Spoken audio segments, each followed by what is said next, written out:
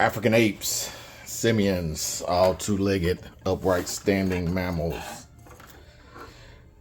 Making another video. This was a little request. I said I was told the guy I would make like a month or two ago. He just asked for a little quick review explanation of the Hebrew verbal system. The binyanim, which means building. I'm going to use this old board that I made years ago and then go out of these books. First, the guy's name is the Burning Element. I believe that's his name. First of all, in the Hebrew verbal system, and I believe this is going to go for all Shemitic languages. They're built on the Shurish, which is a 3 consonantal roots with a certain vowel pattern.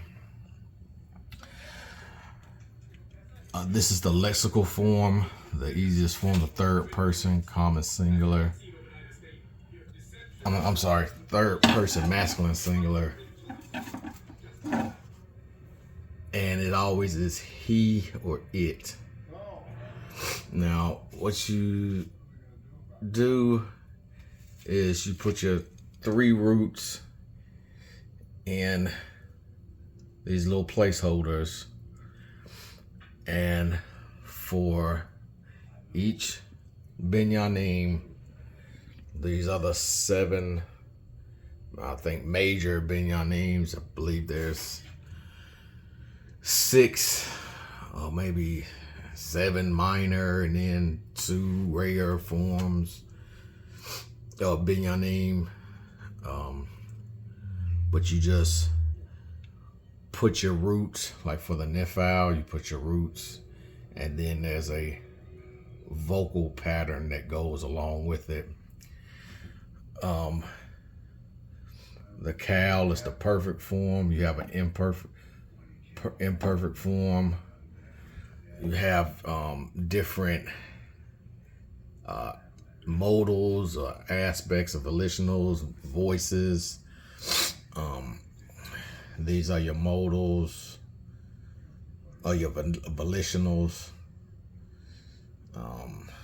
This is like the imperative is the second person command. These are like the jussive and the cohortative is like your will. Second person and first person.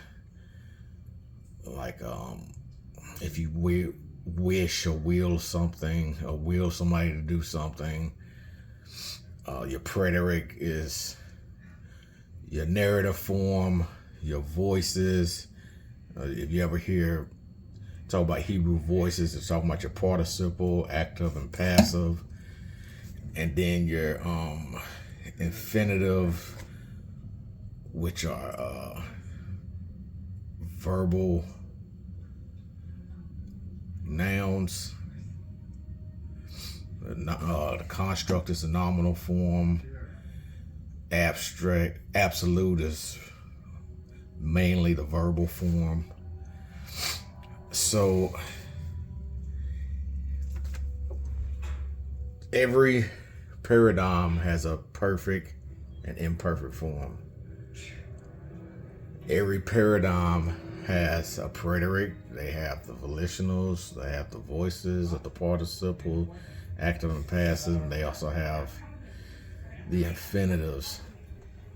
When you put the shurish in any binyan, it's accompanied with some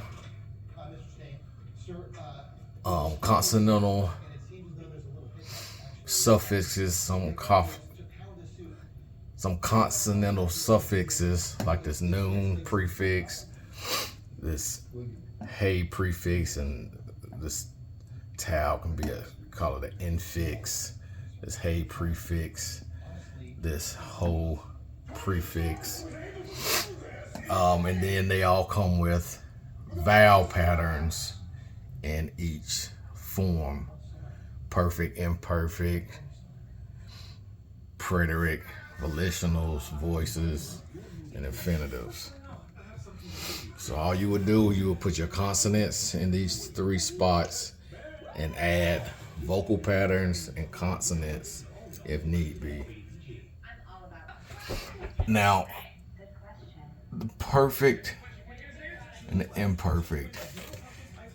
And either you could say Western thought or modern thought. We would say this is, translated in English, we would say this is the past. And the imperfect, we would say that's the future. But it's really about action time aspect. And the perfect deals with action that has been completed. Imperfect deals with action that's either not started yet, has started but hasn't completed, or will be done. It hasn't started, but it will happen. So learning in Netanyahu's class, it was kind of hard for me to grasp these.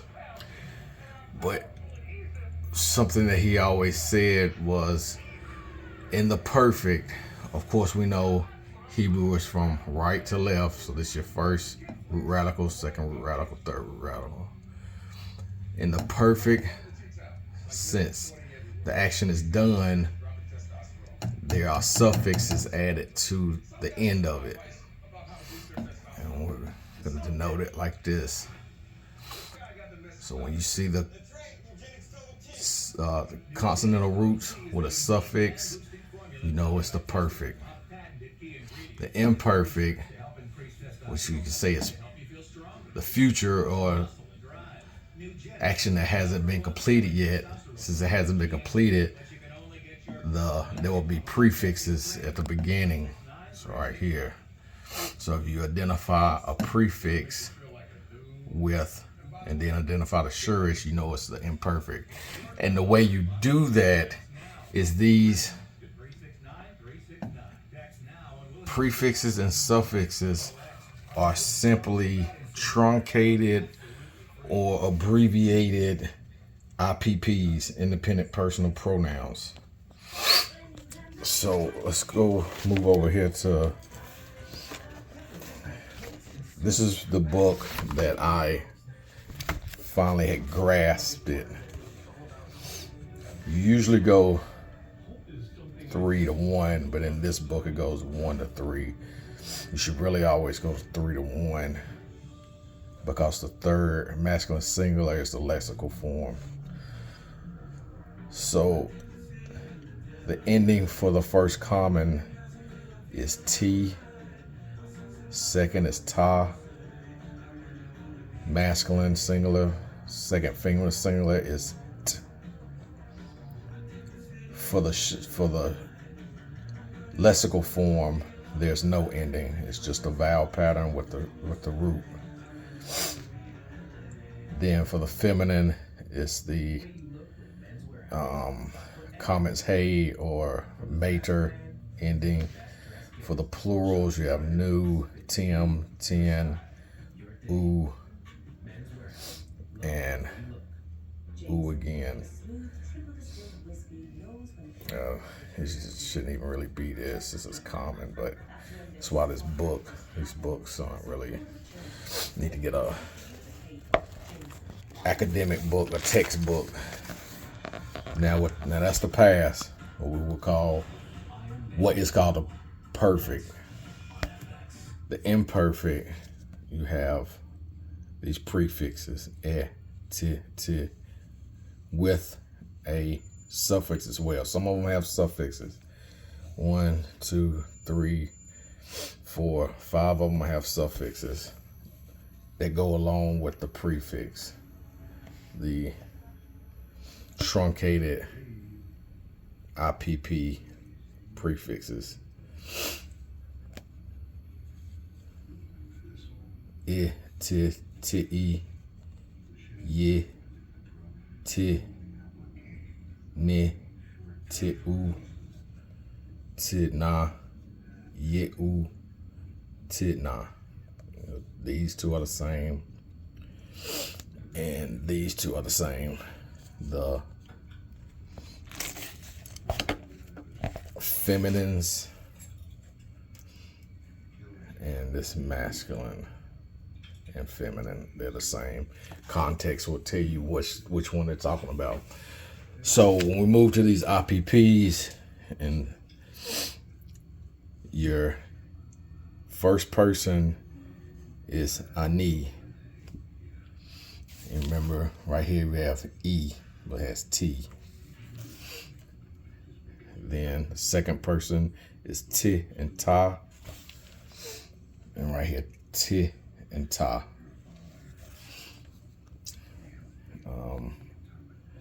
They don't always go, it's the same, but for the plurals, tim, tin, nu,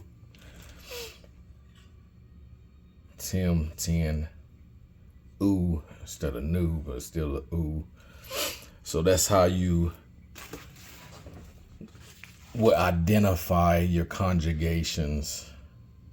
You find the shurish and you look and see this IPP, this abbreviated IPP, to let you know if what the number and person it is. Same for the imperfect or the future. You can either find the shurish first or look at the prefix. It may have a suffix as well. And identify the shurish, and then identify the IPP, and you'll know what the conjugation is.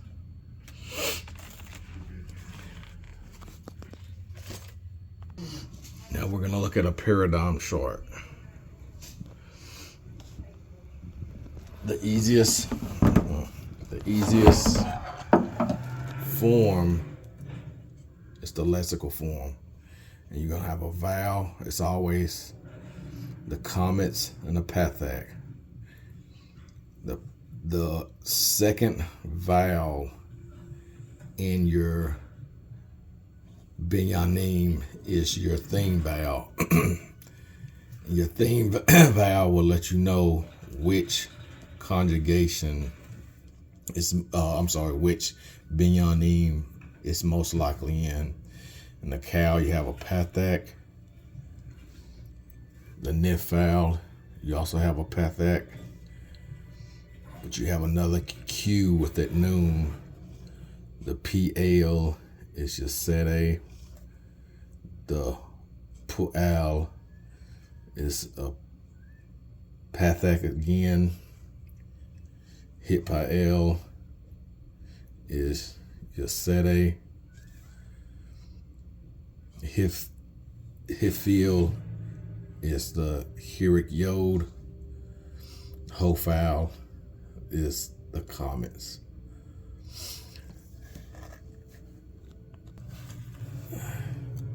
Now we're gonna look down at the imperatives. The imperatives have a distinct vocal pattern in the cow of schwa holum.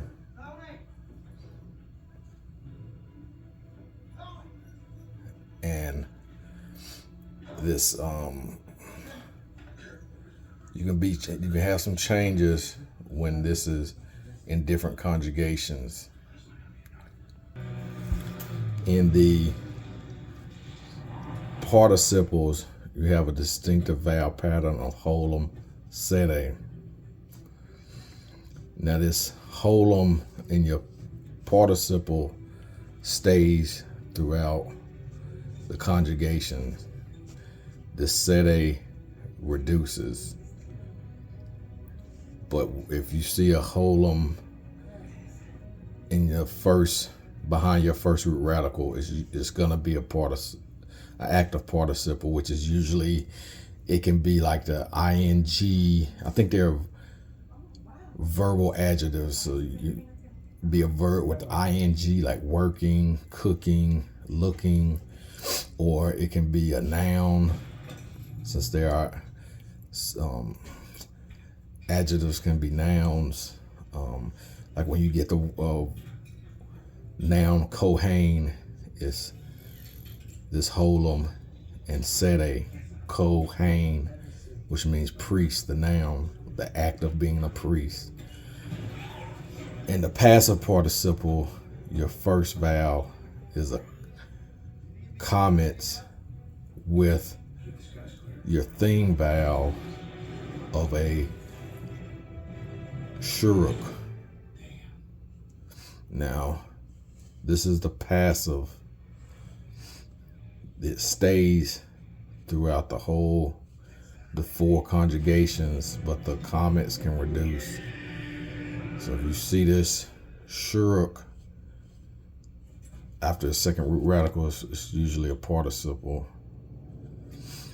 Infinitives, you have the holum, second root radical with a schwa or a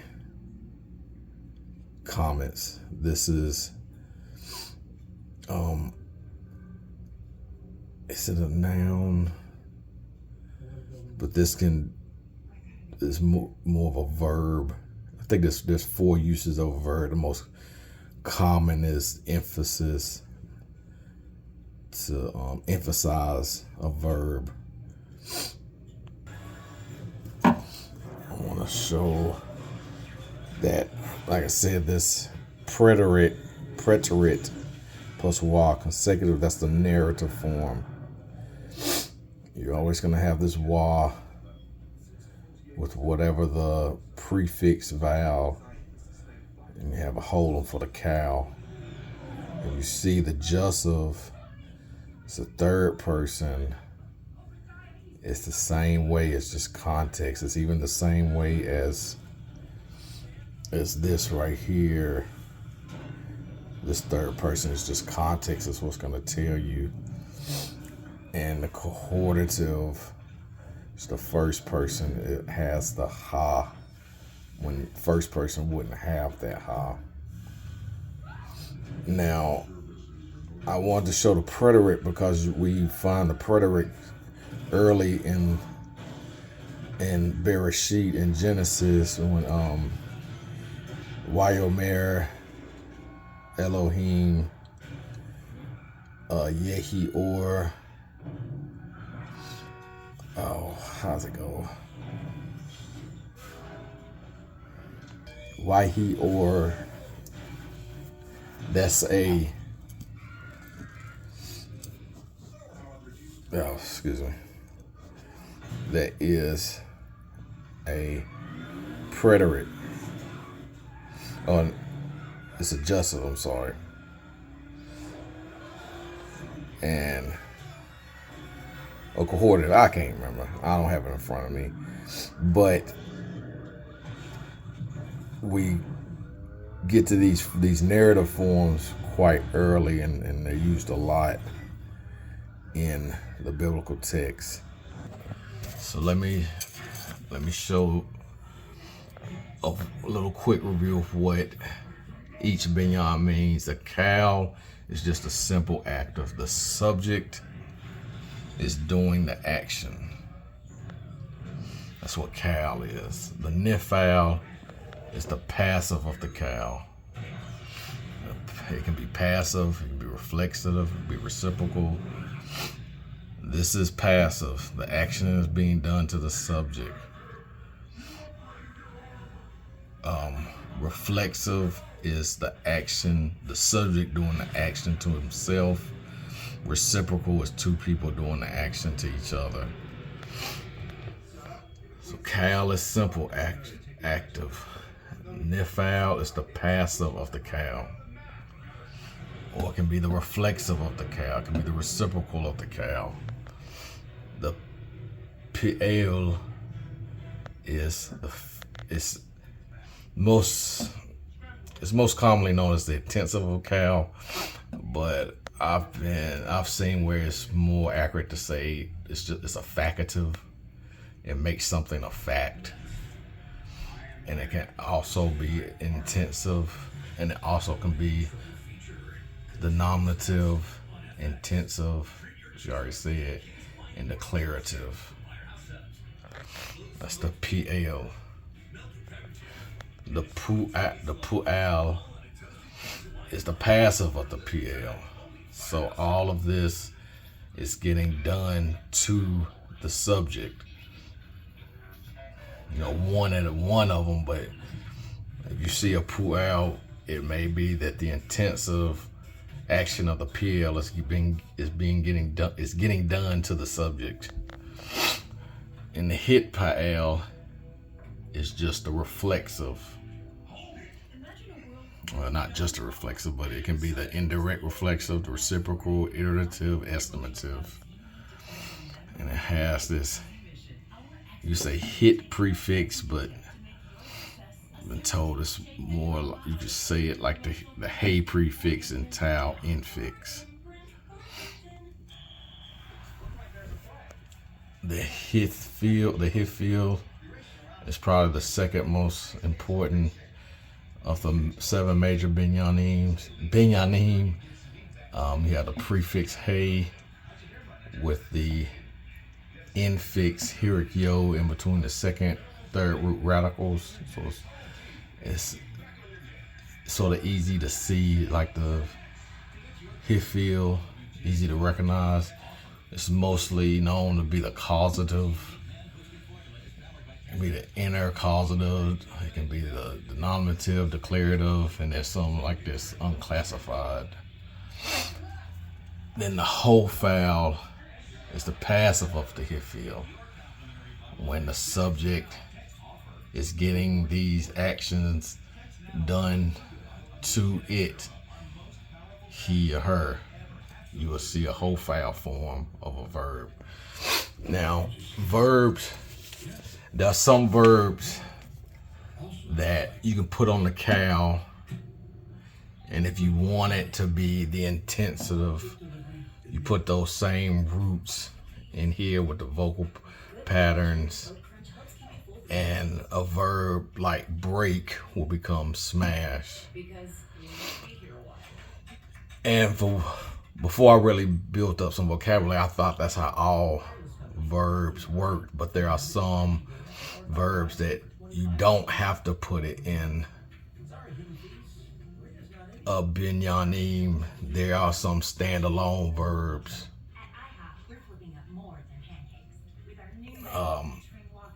There's all different kind of nuances to these binyans. If someone ever says like nifal is just passive, no, it's reflexive. It can be these as well. Or PL is just intensive. It can be these. The hith is just causative. It can be these as well. So it's a lot of nuance to these binyanim. Now I wanna stress something that I mentioned a little in passing in another video, but the nifal, pu'al, hofal are all the passive binyanim. You have a comments thing vowel, comments thing vowel, comments thing vowel.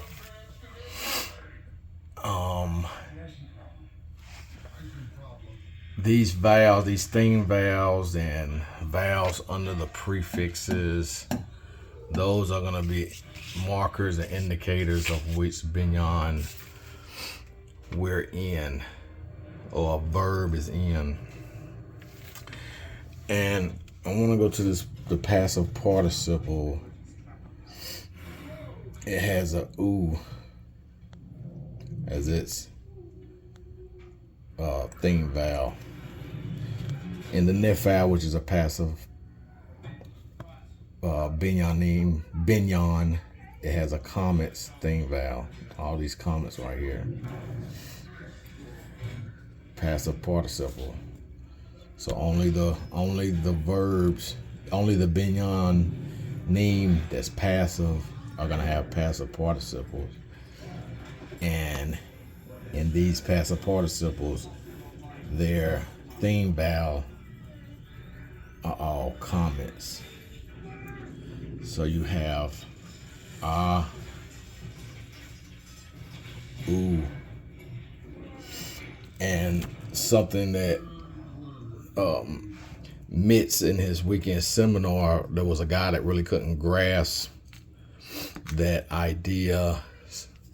So we were all adults there, and he was like, yo, when you having sex, what are the noises that you make when a woman or your partner is putting it on you? You're gonna go ooh, you're gonna go ah, or you're gonna oh. Couple of it was like, even when something happens to you, you may go, oh shit. You may oh snap. Like you see, these are sounds that denote passive ideas of passive aspects of the verb.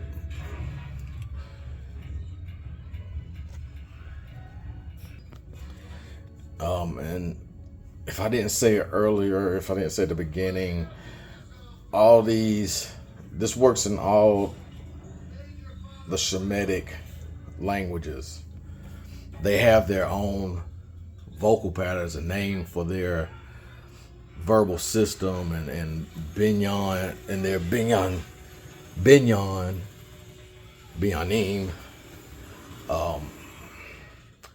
but they all work with a 3-root system. Aramaic is surprisingly just like the Hebraic system, except they use a lot of short vowels. They have a preference for short vowels, and they have a preference for the letter noon, the consonant noon. Arabic, it's the same way. They have a 3-root system. I don't know about Amharic. Akkadian, they have a 3-root system. I haven't got into that like I want to, but I do know they have a 3-root system as well. I mean, it's arguably could be, some have said that's Akkadian was the first Shemitic language, and all the others are derived from it. I mean, some may say it is, some may say it's not, but it is the oldest. But I think I told you at one point I had memorized all this vowels, the schwas, the endings. You have to. And these just goes for the regular verbs or the strong verbs. The weak verbs are a monster in its own. Like you have this 1 page for 2 page, you could say, for strong verbs, but 1, 2, 3, 4, 5, 6, 7, 8, 9 pages dedicated for weak verb paradigms. And you got to be familiar with it. You got to study it, and you got to, I mean, there was one point where I could pretty much, I knew where all these dots and dashes. I used to get my brother, like, name a paradigm and name a paradigm and the binyanim, and I'll run it out. I mean, but I can't do it like that anymore. But if you study biblical Hebrew, you're gonna have to study this stuff. So So when you read the biblical text, you can at least recognize it and know what's going on. And the more you read, the more you're familiar with it, and you won't have to look things up in the BDB or in the Hallowed. But I hope this helps. What's the name? Burning Element. I hope this helps you. If not, just ask me and I'll get back with you. All right, great apes.